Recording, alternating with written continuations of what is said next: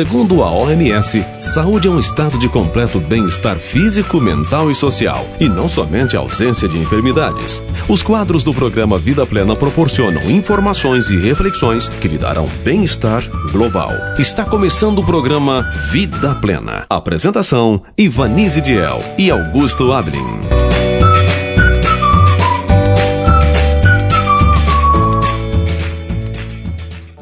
Bom dia, queridos ouvintes da Rádio Cidade Alta FM.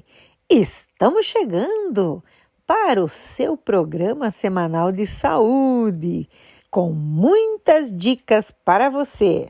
Hoje, 27 de janeiro de 2024, ouviremos na reflexão com o pastor Emerson a continuação do livro de Êxodo. No quadro das curiosidades, Lily Bold falará sobre os alimentos que são bons para o fígado. A saúde é um dom precioso concedido ao homem. No quadro Conselhos sobre Saúde, Ellen White mostrará como podemos cooperar com Deus por meio de uma observância inteligente às leis de vida e da saúde. E na receita saudável, Lily Bold ensinará um suco que desinflama o fígado.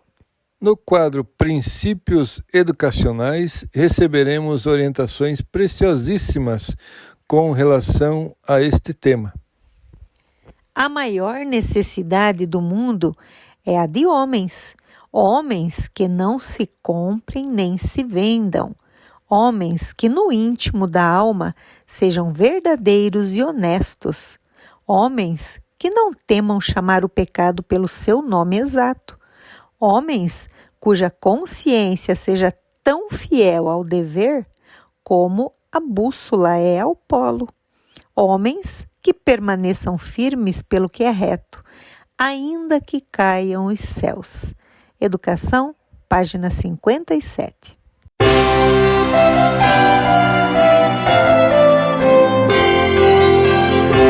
A reflexão da semana com o pastor Emerson Garcia Metzger.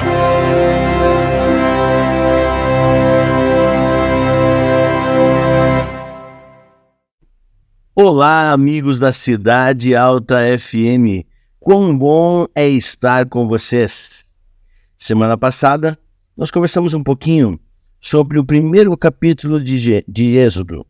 Então, ano passado nós estudamos sobre Gênesis e este ano vamos estudar sobre o Êxodo. Nós já conversamos sobre o que fala o livro e agora você entende um pouquinho também sobre o que aconteceu a semana passada. Foi que um novo rei no Egito não conhecia José nem sua história.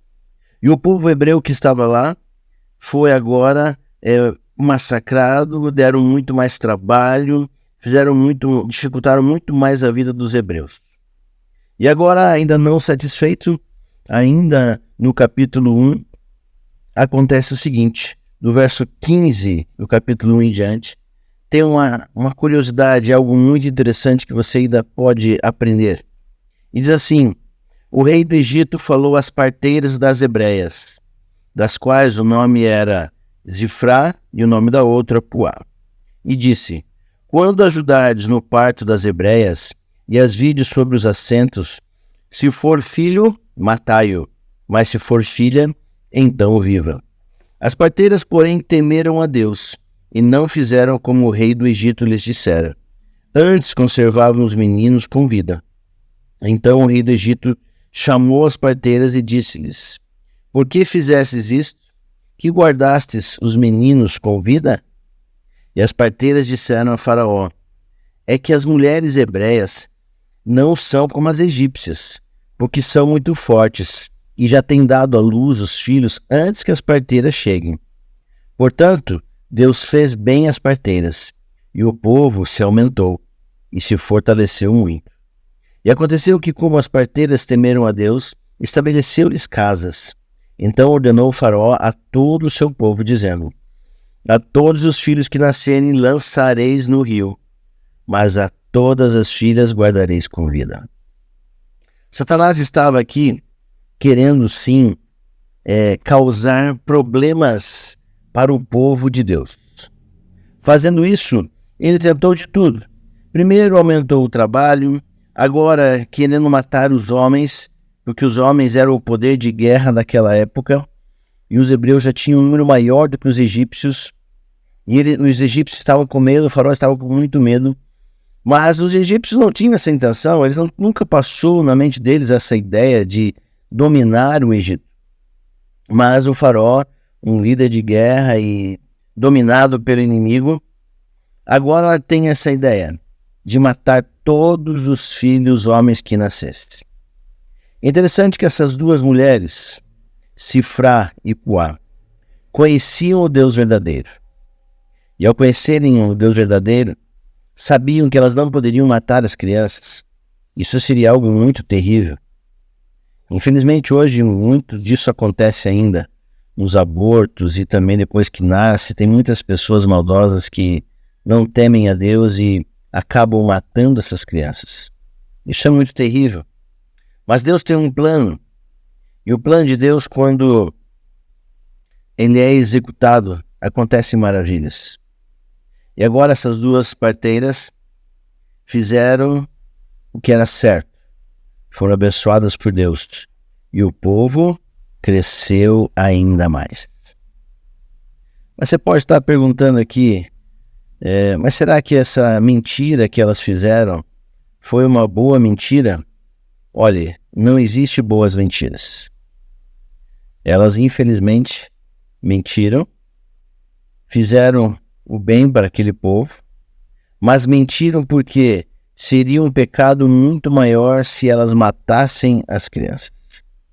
Então, ao invés de matar as crianças, que seria um grande pecado, também é um grande pecado mentir, mas tem menos causas, tem menos problemas para as pessoas. Para nós, seres humanos, tem diferença. Para Deus, pecado é pecado, não tem tamanho. Mas para nós, seres humanos, com certeza foi menos pior do que se elas tivessem matado aquelas crianças.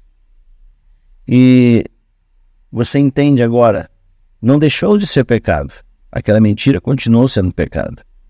Mas a gente muitas vezes tem que olhar pelo mal menor. E o mal menor era mentir do que matar aquelas crianças. Mas na sua vida, faça sempre o que é verdadeiro. Faça sempre o melhor para que você possa cuidar das pessoas, libertar as pessoas e ensinar de Deus para essas pessoas. O povo egípcio era um povo mau, um povo que só pensava nos seus prazeres, só pensava em riquezas. E o povo hebreu estava ali porque foi abençoado por um faraó antigo, recebeu aquelas terras e vivia pacificamente com o povo egípcio. Mas infelizmente cresceu esta ira no coração desse faraó que não conhecia o povo hebreu. E agora eles continuam sendo escravos. E é um povo agora grande, um povo maior, um povo agora que tem muitos habitantes naquela terra. Já é um povo maior agora do que os egípcios. Mas eu quero que você agora foque na ideia de como você vive hoje aqui. Você tem feito a vontade de Deus? Você tem buscado ser a melhor pessoa possível para ajudar ao teu próximo? Eu me preocupo muitas vezes porque a gente vê que a maldade do ser humano ela é complicada. A gente quer sempre fazer a nossa vontade e deixamos a vontade de Deus de fora. Nós amamos fazer aquilo que gostamos. Não estamos preocupados com o resultado final. E isso é um grande problema. A gente percebe hoje, inclusive na alimentação, muitas pessoas não conseguem deixar de comer o açúcar. O açúcar é um dos maiores venenos que nós temos hoje na nossa comunidade. Ele mata as pessoas, traz a diabetes e traz muitas outras doenças, traz a obesidade e através da obesidade traz problemas no coração e aí por diante. Hoje o açúcar é o maior veneno que nós ingerimos na nossa alimentação. Outro grande veneno é a farinha branca, o glúten. A farinha, ela tem em vários venenos. Ela é modificada, encapsula o nosso intestino e aí nós não conseguimos absorver as coisas boas. Temos que tomar cuidado com a farinha também. Mas então o que nós vamos comer? Olha, o açúcar você pode eliminar sem problema nenhum, porque não vai fazer diferença nenhuma na sua vida. Pelo contrário, vai te dar mais vida. E a farinha branca, você pode não comer mais ou comer menos, né? Diminuir a quantidade de carboidratos. Aonde vai a farinha, vai no pão. Então coma menos pão. Ou tente comer um pão integral. E outra coisa, o melhor pão é aquele que você faz. O que você compra, a pessoa está focando apenas no que ela vai ganhar e não na tua saúde. Faça pão em casa. Não compre mais açúcar para sua casa. Se você ama a tua família, ama os teus filhos, ama o teu lar, não compre mais açúcar. Açúcar é um grande veneno. Deus ele tem um plano para nós, Ele quer que nós estejamos bem, com saúde, para ouvir a mensagem dEle e tomar decisões boas. Quando lemos a Bíblia e temos um bom raciocínio, temos boa saúde, nós conseguimos decidir e mudar as nossas vidas. Quando mudamos a vida, entendemos que não são os prazeres que melhoram a nossa vida, mas sim a razão. E a razão vem através do ouvir, do ler, do conversar, do pesquisar. A Bíblia nos traz a razão verdadeira. Por isso, leia a palavra de Deus e você terá muito mais saúde, mais inteligência e você vai conseguir alcançar melhor os teus caminhos. Busque a Deus, leia a Bíblia e você vai ver que a sua vida ela vai mudar. Deus te abençoe. Tenha uma feliz semana e que Deus possa te ajudar a trabalhar mais com a razão. Deixe os teus desejos ruins de lado e busque aquilo que é bom. Deus te abençoe e até o sábado que vem. Você está ouvindo Programa Vida Plena.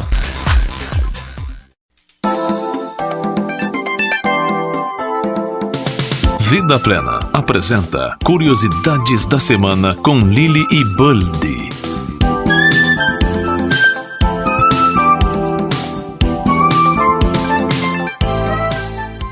Bom dia, tudo bem com vocês? Vamos a continuar falando sobre os alimentos para o fígado. Vocês sabiam que a palavrinha férias e festas são umas palavrinhas que quando nosso fígado escuta, ele fica bem nervoso? Então, o fígado, juntamente com os rins, é o órgão encarregado de filtrar muitas das toxinas e substâncias estranhas que circulam pelo sangue. O álcool, os medicamentos, os pesticidas e outros elementos de contaminação devem ser purificados no fígado. A vida moderna, as festas, as férias, a alimentação à base de produtos processados pressupõem um acréscimo de trabalho ao fígado e este pode ficar inflamado por causa da sobrecarga. O cansanço, a falta de energia e as erupções na pele são algumas das manifestações da inflamação do fígado. O fígado é um filtro que necessita ser limpo. Logo, passo uma receitinha para vocês. O programa Vida Plena apresenta Conselhos sobre Saúde.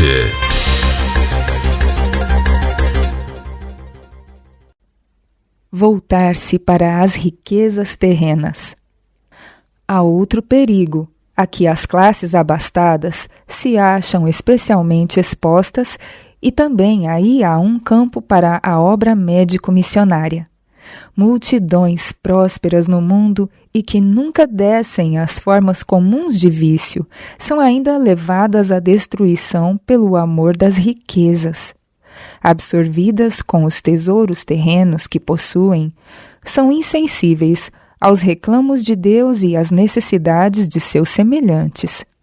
Em vez de considerar a própria riqueza como um talento a ser empregado para a glória de Deus e o erguimento da humanidade, olham-na como um meio de condescender consigo mesmos e de se glorificarem a si.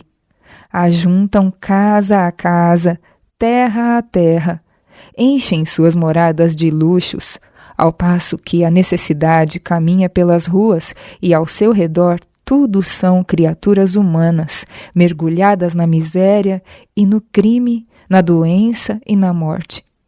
Os que assim se dedicam a servir ao próprio eu, desenvolvem em si não os atributos de Deus, mas os de Satanás. Tais pessoas se acham carecidas do Evangelho. É preciso que volvamos os seus olhos da vaidade das coisas materiais para contemplar a preciosidade das riquezas eternas. Precisam aprender a alegria de dar, a bênção de serem colaboradores de Deus. As pessoas dessa classe são muitas vezes as de mais difícil acesso, mas Cristo abrirá caminhos pelos quais possam ser alcançadas. Que os mais sábios, mais confiantes, mais esperançosos obreiros procurem essas almas. Com a sabedoria e o tato nascidos do divino amor, com a cortesia e a delicadeza que resultam unicamente da presença de Cristo na alma, trabalhem eles, pelos que, deslumbrados pelo brilho das riquezas terrenas, não veem a glória dos tesouros celestes. Estudem os obreiros a Bíblia com eles, forcejando por introduzir-lhes a verdade sagrada no coração. Lede-lhes as palavras de Deus, mas vós sois dele em Jesus Cristo, o qual para nós foi feito por Deus sabedoria e justiça, e a santificação e redenção. Assim diz o Senhor: não se glorie o sábio na sua sabedoria, nem se glorie o forte na sua força. Não se glorie o rico nas suas riquezas, mas o que se gloriar, glorie-se nisto, em me conhecer e saber que eu sou o Senhor, que faço beneficência, juízo e justiça na terra, porque destas coisas me agrado, diz o Senhor. Em quem temos a redenção pelo seu sangue, a remissão das ofensas, segundo as riquezas da sua obra. O meu Deus, segundo as suas riquezas, suprirá todas as vossas necessidades em glória, por Cristo Jesus. Tal apelo, feito no Espírito de Cristo, não será considerado impertinente.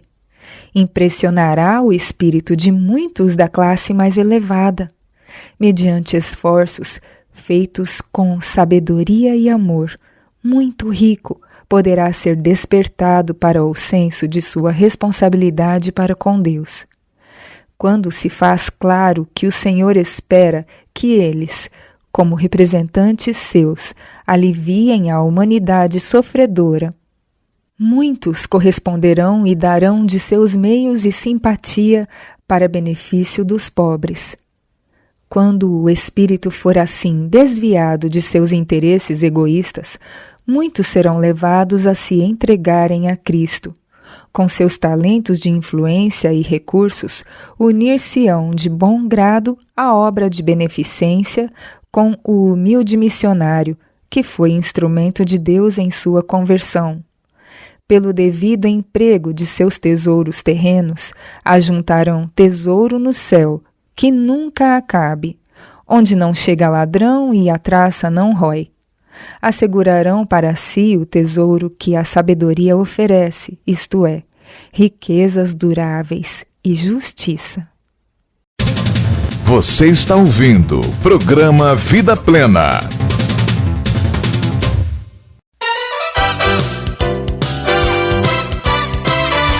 Agora no programa Vida Plena, a receita alternativa da semana. ¿Vocês sabiam que tanto o repolho roxo quanto a cenoura e a maçã têm demonstrado em estudos de laboratório sua capacidade de desintoxicar e proteger as células do fígado? Este suco que vou passar para vocês não só desinflama o fígado, mas também ajuda o estômago em casos de acidez e gastrite, aumenta as defesas e protege contra um câncer. Então, anota ali. Uma xícara de repolho roxo, cerca de umas 90 gramas. 3 cenouras, 200 gramas. Uma maçã com casca, se for procedente de agricultura orgânica, melhor ainda, mais ou menos umas 180 gramas. E 2 colheres de suco de limão. Depois de lavado, passar o repolho, as cenouras e as maçãs pela centrífuga, adicionar o suco de limão, mexer e desfrutar. Até a próxima semana. E agora, no programa Vida Plena, Princípios Educacionais.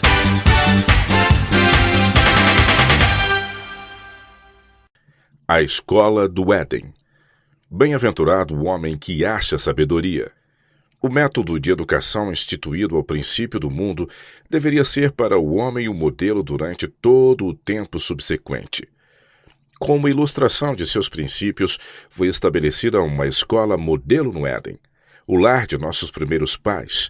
O jardim do Éden era a sala de aulas, a natureza, o compêndio, o próprio Criador, o instrutor, e os pais da família humana, os alunos. Criados para serem a imagem e glória de Deus, Adão e Eva tinham obtido prerrogativas que os faziam bem dignos de seu alto destino. Dotados de formas graciosas e simétricas, de aspecto regular e belo, o rosto resplandecendo com o rubor da saúde e a luz da alegria e esperança, apresentavam eles em sua aparência exterior a semelhança daquele que os criara. Esta semelhança não se manifestava apenas na natureza física. Todas as faculdades do espírito e da alma refletiam a glória do Criador. Favorecidos com elevados dotes espirituais e mentais, Adão e Eva foram feitos um pouco menores do que os anjos, para que não somente pudessem discernir as maravilhas do universo visível, mas também compreender as responsabilidades e obrigações morais. E plantou o Senhor Deus um jardim no Éden, da banda do Oriente, e pôs ali o homem que tinha formado. E o Senhor Deus fez brotar da terra toda a árvore agradável à vista, e boa para alimento, e a árvore da vida no meio do jardim. Ali, por entre as belas cenas da natureza, não afetada pelo pecado, nossos primeiros pais deviam receber sua educação. Em seu interesse e em prol de seus filhos, nosso Pai Celestial dirigia pessoalmente sua educação. Muitas vezes eram eles visitados por seus mensageiros, os santos anjos, e deles recebiam conselho e instrução. Outras vezes, caminhando pelo jardim com a fresca do dia, ouviam a voz de Deus e face a face entretinham comunhão com o Eterno. Seus pensamentos em relação a eles eram pensamentos de paz e não de mal. Todo o seu propósito visava o maior bem deles. Aos cuidados de Adão e Eva foi confiado o jardim, para o lavrar e o guardar. Conquanto fossem ricos em tudo que o possuidor do universo pudesse proporcionar, não deveriam estar ociosos. Foi-lhes designada uma útil ocupação como uma bênção, para fortalecer-lhes o corpo, expandir a mente e desenvolver o caráter. O livro da natureza, que estendia suas lições vivas diante deles, ministrava uma fonte inesgotável de instrução e deleite. Em cada folha da floresta, ou pedra das montanhas, em cada estrela brilhante, na terra, no mar e no céu, estava escrito o nome de Deus. Tanto com a criação animada como a inanimada, ou seja, com a folha, flor e árvore, e com todos os viventes desde o leviatã das águas até o animálculo em um raio de luz, entretinham os habitantes do Éden conversa, coligindo de cada um o segredo de seu viver. A glória de Deus nos céus, os incontáveis mundos nas suas sistemáticas revoluções, o equilíbrio das grossas nuvens, os mistérios da luz e do som, do dia e da noite, tudo era objeto para estudo aos alunos da primeira escola terrestre. As leis e as operações da natureza e os grandes e exatos princípios que governam o universo espiritual eram-lhes abertos à mente pelo Autor infinito de todas as coisas. Na iluminação do conhecimento da glória de Deus, suas faculdades mentais e espirituais se desenvolviam e tinham eles a realização dos mais elevados prazeres de sua existência santa. Ao sair das mãos do Criador, não somente o jardim do Éden, mas a terra toda era eminentemente bela. Mancha alguma do pecado nem sombra de morte deslustravam a linda criação. A glória de Deus cobria os céus e a terra encheu-se de seu louvor. As estrelas da alva juntas alegremente cantavam, e todos os filhos de Deus rejubilavam. Assim, a terra era um emblema apropriado daquele que é grande em beneficência e verdade, bem como um estudo adequado aos que foram feitos à sua imagem. O jardim do Éden era uma representação do que Deus desejava se tornasse a terra toda, e era seu intuito que, à medida que a família humana se tornasse mais numerosa, estabelecesse outros lares e escolas semelhantes a que ele havia dado. Desta maneira, com o correr do tempo, a terra toda seria ocupada com lares e escolas em que as palavras e obras de Deus seriam estudadas, e onde os estudantes mais e mais ficariam em condições de refletir pelos séculos sem fim a luz do conhecimento de sua glória. Participe do programa Vida Plena. Envie mensagem pelo WhatsApp pelo número 45 92000 7352.